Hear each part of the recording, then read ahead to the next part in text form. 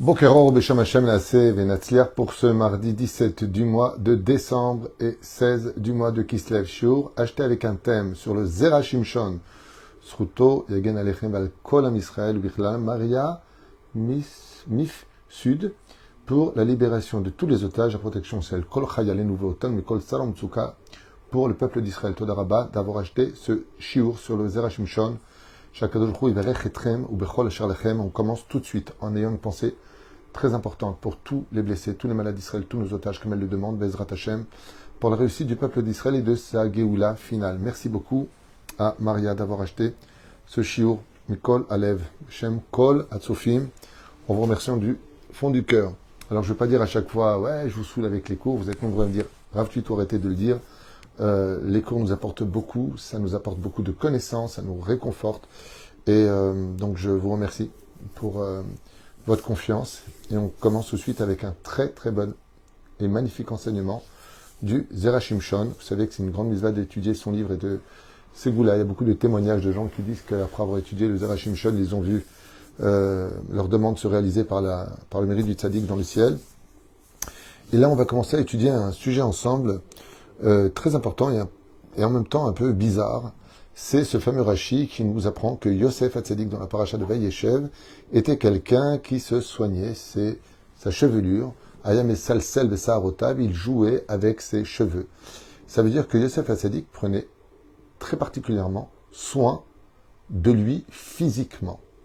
Et il faut savoir que les frères ont vu ce signe-là, cette conduite, ce comportement, comme étant un comportement de rachat, un comportement qui le rapprocherait plutôt des Yévanim, des Grecs, plus que le chemin de la Torah.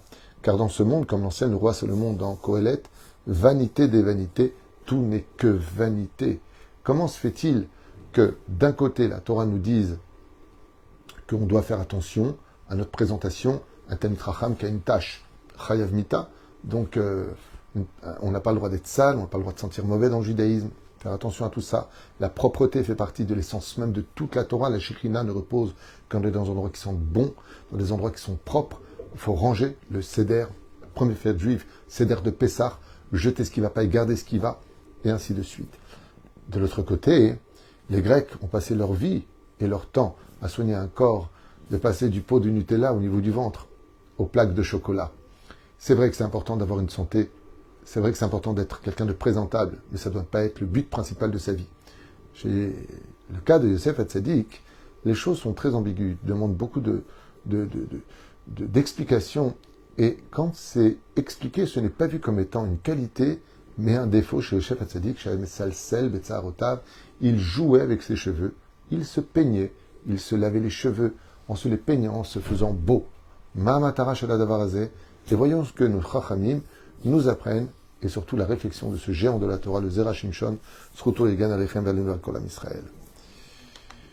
Pour comprendre ça, de ce tzaddik Yesod Olam, vous savez qu'un tzaddik Yesod Olam, un homme aussi grand que Yosef qui a appris la Torah toute sa vie auprès de Yaakov Avinu, dans la sainteté, qui parlait avec la Shekhina, qui était hors du commun dans sa patience, sa gentillesse, son amour du prochain, sa gdoucha, on ne peut pas réaliser de qui on parle.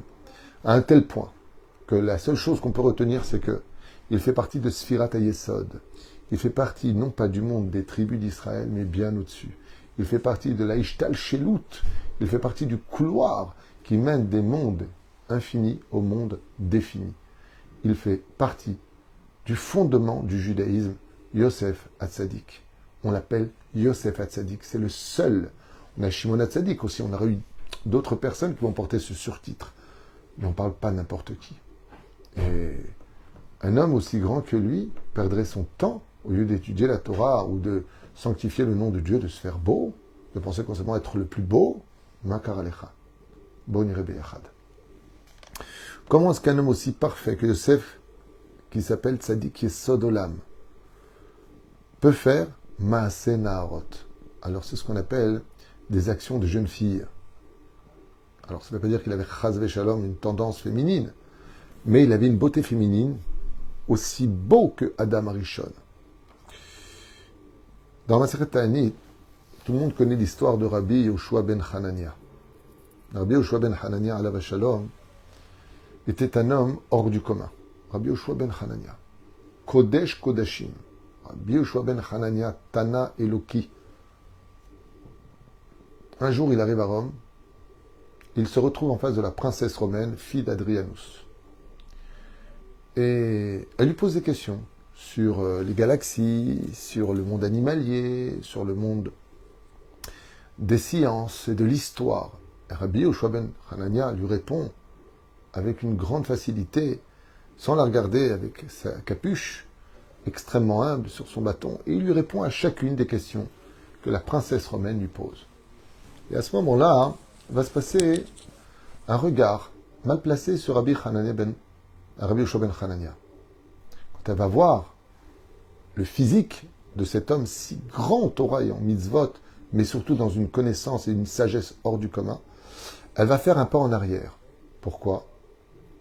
Parce que Rabbi Yoshua ben Hanania n'était pas beau physiquement. Il n'était vraiment pas beau. Et elle va lui poser la question, elle va lui dire, mais comment autant de Torah et de sagesse peuvent être contenus dans un corps aussi laid que le tien ?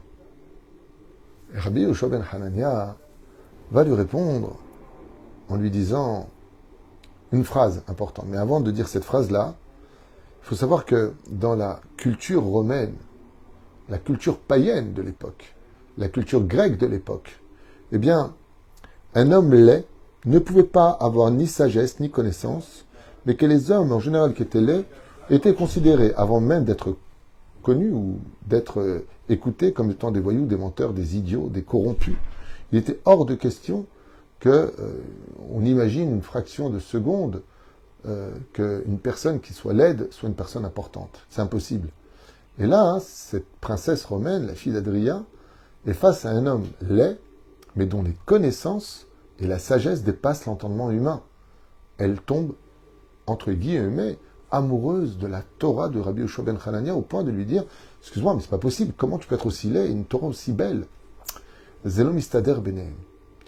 Dans Masechet Gittin, à propos des sacrifices des nations du monde, nous, les enfants d'Israël, si l'animal qu'on allait sacrifier au Beth Amikdash avait un seul défaut, il ne pouvait pas monter sur l'autel des sacrifices.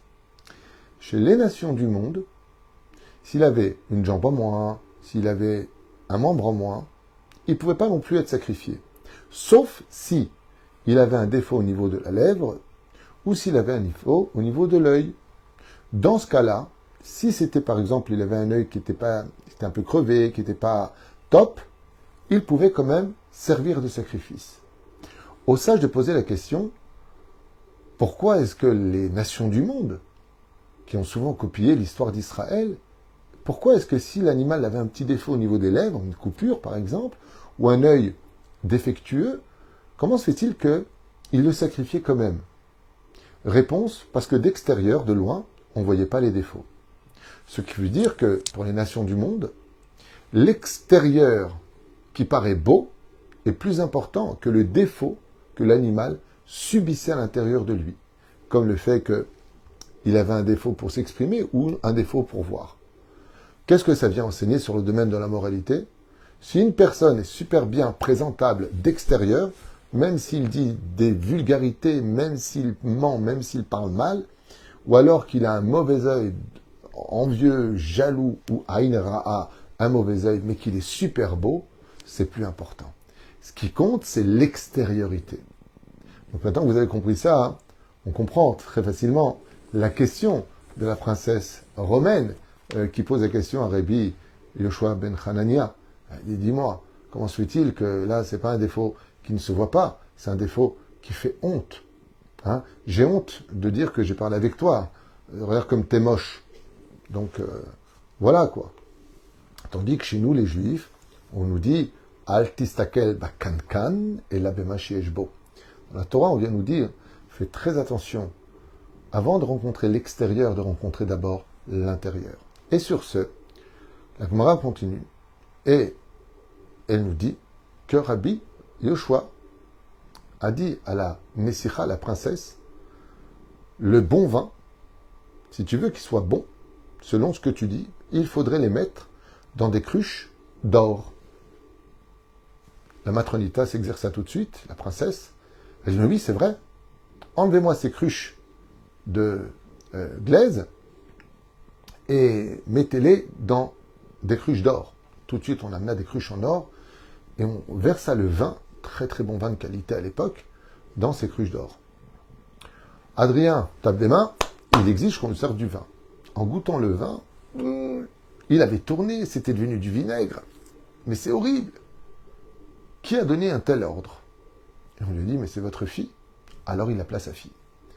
Et il lui a dit, mais qui t'a donné une idée aussi bête que de mettre du vin, au lieu de le mettre dans l'argile, tu le mets dans des cruches d'or?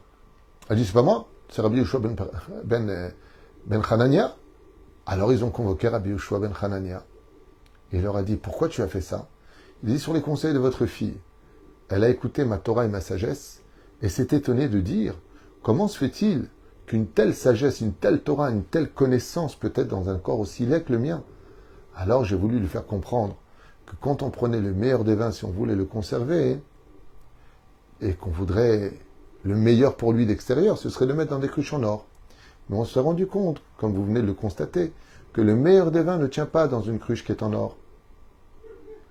Qu'est-ce que vous nous enseignez cette Gemara? Le Zera Shimshon nous explique et il dit comme ça, quelque chose de nifla v'nisgav. Écoutez bien ce qu'il dit. De là, tout ce qui se concentre d'avoir une beauté, si tu mets ton énergie sur le monde extérieur, tu ne pourras pas garder en toi ni la sagesse, ni la connaissance, ni la magnificence de la Torah. Parce que ce que tu dois exercer, c'est ta connaissance. D'abord toi-même. Ensuite, le monde extérieur. Ensuite, un Talmid Chacham. Il y a marqué Talmid Chacham qui a un Ketem, un Talmid Chacham. D'abord, celui qui a rentré en lui de la Torah et de la connaissance en lui. Alors, il devra faire après attention à son extérieur, parce que maintenant, tu représentes la Torah. Tandis que si tu cherches de l'extérieur une cruche qui doit d'abord être faite en or et ensuite y verser du vin dedans, tu verras que ça tournera automatiquement et que la beauté devient vanité des vanités. Ainsi donc, comme le dit Rashi, il a fait Midgae, quelqu'un qui est très très beau dans ce monde. Il a de l'orgueil. Et tout le monde sait très bien que la Torah ne peut pas pénétrer une personne qui s'enorgueillit de sa beauté. Comme on l'a vu avec un deuxième personnage, qui lui était aussi beau que Yosef Hatzadik. Avshalom, fils du roi David, qui lui aussi a Salsel Besarotav, il avait de très beaux cheveux, il était d'une beauté hors du commun. Dans Shmuel Bet, on nous rappelle la beauté d'Avshalom. Et qu'est-ce qu'il a tué? Qu'est-ce qu'il a emmené à vouloir tuer son propre père? L'orgueil. Vous comprenez pourquoi c'est vu comme un défaut quand Yosef Hatzadik, Salsel Besarotav? Ça veut dire que d'extérieur, on aurait pu penser qu'il s'enorgueillissait de sa beauté. Mais la reine, En Ga'ava Matima ima Torah. Quelqu'un d'orgueilleux, dit Rashi, il ne peut pas avoir de la Torah en lui. Alors, comme les frères voyaient Yosef jouer avec ses cheveux, ils ont dit, maintenant, si toi, tu es devenu un grec ou tu es devenu un romain, ce qui compte, c'est d'avoir des plaques de chocolat sur le ventre, d'être super beau, jouer les beaux gosses. Alors, ça va être très dur pour toi d'étudier la Torah, parce que c'est devenu ta priorité. Aval, Yosef, qui était rempli de Torah, et qui était très beau, lui était le seul avec son père à savoir qu'il ne s'était jamais enorgueilli de sa beauté. Et bien au contraire de son physique si parfait, au point que le Midrash nous raconte que quand la femme de Poutiféra parlait avec ses copines, elle lui disait, mais pourquoi tu es toujours après Yosef? Mais vous ne l'avez jamais vu. Regardez ce que je vais faire. Elle apporta des oignons à chacune d'entre elles et leur demanda de les éplucher. Vous savez pourquoi des oignons et pas autre chose? Parce que les oignons, ça fait pleurer, ça fait une vue trouble. Quand elles ont vu et qu'elle a appelé Yosef, Yosef, et que Yosef est rentré, malgré le fait qu'elles avaient les yeux un peu troubles à cause de l'émanation des oignons, elles ont continué à râper, à couper l'oignon, seulement l'oignon était déjà coupé. Elles ont continué à couper leurs propres mains jusqu'à l'os, elles grattaient l'os avec leur couteau, étant déconnectées au niveau de l'esprit, de ce qu'elle faisait au niveau du corps, tellement elles étaient subjuguées par la beauté de Yosef Hatzadik. Comme ça nous dit le Midrash. Alors le Zera Shimshon nous dit que Yosef Hatzadik a fait quelque chose à laquelle les frères ne s'étaient pas attendus. C'est qu'il a voulu, à l'image de ses pères, Abraham, Yitzhak et Yaakov, lui aussi se mettre à l'épreuve pour appartenir au monde des sphirotes. Qu'est-ce qui a fait d'Abraham qu'il est sphirat à Chesed? La sphère de Chesed, c'est ces 10 épreuves. Qu'est-ce qui a fait que Yitzhak soit monté sur la sphira de Gevura? C'est la Hakeda, le sacrifice. Qu'est-ce qui a fait de Yaakov qu'il soit venu dans l'harmonie de Tiferet au niveau des sphirotes? C'est les épreuves qu'il a subies avec Esav, Lavan, Dina et Yosef Hatzadik. Donc Yosef, il dit, mais moi, j'ai pas encore eu d'épreuve. Je vais me mettre à l'épreuve. Je vais soigner ma beauté physique, tout en restant un homme de Torah et extrêmement humble, pour arriver à un degré tel que je vais réussir à être un homme qui soigne et sa beauté physique et sa Torah. Et avec ça, je vais réussir à avoir un mérite de m'élever à l'image de Yaakov Avinu. C'est pour ça que le visage de son père apparaîtra pour le sauver de la faute, parce que ses intentions étaient bonnes à la base. Seulement, Yosef Hatzadik, il s'est pris dans son propre piège. Ne te mets jamais à l'épreuve toi-même. Laisse l'épreuve venir te prendre et réussis là. Mais d'aller la provoquer, pourquoi tu le fais? Et il le fera. Il sait que sa beauté en rend fou. Il sait que la femme de Poutifera est follement amoureuse de lui, même si elle a vu avec les étoiles qu'une descendance viendrait de lui et d'elle, comme le dit le Midrash. Mais sa beauté, il rendait fou. Et il se soignait cette beauté. Il la voulait. Quand on a tellement de femmes qui désiraient un homme, faire taire son côté animal, c'est extrêmement dur. Yosef Hatzadik a voulu provoquer le mérite de tenir. Seulement voilà. À force de jouer avec le feu, on se brûle. Il perdra 10 gouttes de semence, malgré tout. Et si ce n'était pas le visage de son père qui lui dit « Fais attention, tu rates ton épreuve », qui est apparu devant lui, avant de fauter avec la femme de Poutifera, il aurait perdu son combat. Et cette épreuve l'a mené à, malheureusement, n'avoir que 2 enfants. Ce que vous ne savez peut-être pas, chers amis, c'est qu'en réalité, le père des 12 tribus devait être Yosef Hatzadik. Mais étant donné que, malheureusement, il a provoqué le mal, et que de là, il a fui l'épreuve. En fin de compte, Yanos Minacheder, il a dû fuir l'épreuve. Donc, est-ce que tu l'as réussi ou pas? Réussir veut dire se confronter à l'épreuve et ne pas tomber. Mais toi, tu as fui l'épreuve. C'est ce qu'il fallait faire, c'est sûr. Face à une femme, sauve-toi, c'est mieux si tu ne veux pas fauter. Car tôt ou tard, un apotropos la rayote. Eh bien, il n'aura que 2 enfants sur les 12 tribus. De là, les Chachamim nous disent que Yosef Hatzadik, comme explique le Zerah Shimshon, entre autres, il a réussi à 80%, à 20% seulement son épreuve, puisqu'il a eu que 2 enfants sur 12. Donc, ce sera Binyamin, son frère, qui amènera 10 garçons. Et il les appellera tous au nom de Yosef Hatzadik. Les 10 garçons ont un lien avec l'identité de Yosef Hatzadik. Pourquoi? Parce que Yosef s'est disqualifié d'être le père des 12 tribus d'Israël. Même si dans les Télim, il se rappelait comme étant le père d'Israël, de la nation juive. Il va les nourrir, il va les sauver. Alors dans ce cas-là, au sage de nous dire, comme l'explique le Zerah Shimshon, pourquoi alors il s'appelle Yosef Hatzadik s'il n'a pas vraiment réussi son épreuve? Et la réponse est magnifique. Le Zerah Shimshon nous dit parce qu'il a tout fait au maximum de son potentiel. Utiliser toutes les armes que Dieu lui avait données pour réussir cette épreuve. Et qu'est-ce qu'on appelle un homme qui a réussi une épreuve? Ce n'est pas celui qui arrive au résultat escompté, mais c'est celui qui aura tout fait pour y arriver. Et ça, c'est le mérite de Yosef Hatzadik. Yamesalsel Besarotav, dans le but d'exciter son Yetzer Hara, et avec la beauté, la connaissance de la Torah, la richesse de l'Égypte, vice-roi d'Égypte. Il est resté Yosef Hatzadik qui a vécu 110 ans sans jamais avoir fauté. Jamais avoir fauté. Le Zerah Shimshon dit de quelle faute on parle? Regarde ce que dit Rachid des Zerah Shimshon. Quand tu es extrêmement beau, pas beau gosse, extrêmement beau, que les yeux ne peuvent pas se détacher de toi, tellement tu es parfait, que tout le monde rêverait d'avoir un enfant comme toi, et qu'on constate que dans le cœur, il n'y a pas un soupçon d'orgueil, on voudrait te voir à l'épreuve. Zagdusha, de ce défaut qui en réalité était une qualité de Yosef Hatzadik, qui devient le leader de celui qui dit on peut tout à fait être quelqu'un qui soigne, son corps est extrêmement beau, et servir 100% Hachem, Mais pour ça, il faut s'appeler Yosef Hatzadik. Baruch Adonai Leolam. Amen ve Amen.